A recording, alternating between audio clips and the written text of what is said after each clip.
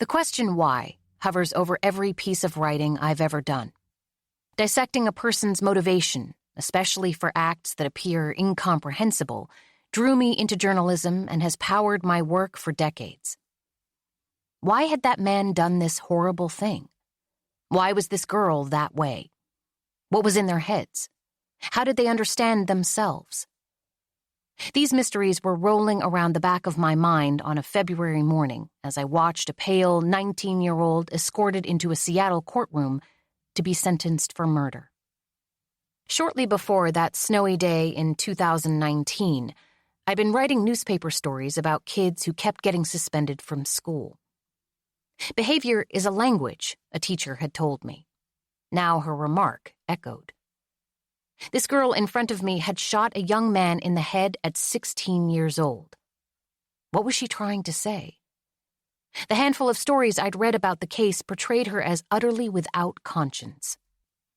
I'd written innumerable pieces about kids in trouble with the law, and a few about kids who'd killed.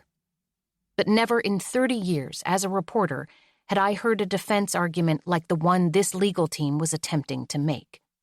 The girl's crime, they said, should be blamed on foster care. America's child welfare system was part of my beat back in the early 2000s, when more than 500,000 kids in this country were being raised by strangers paid to house and feed them. But I hadn't thought much about the effects of this upbringing on a child's mindset, day to day. Conventional wisdom held that any behavior problems displayed by young people in foster care were the result of whatever family traumas had put them on the state's radar to begin with. Foster care was the net that had saved them. It existed in my mind as a sort of hazy parable about selfless people willing to provide for babies who needed stable homes until they were adopted.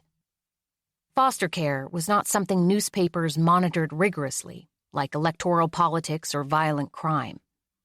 We wrote about it only rarely, as an aberration when horrific things happened to very young children. Once they were rescued or buried, the story was over. But ongoing, behind the curtain of confidentiality that shrouds foster care, kids endured more quotidian harms.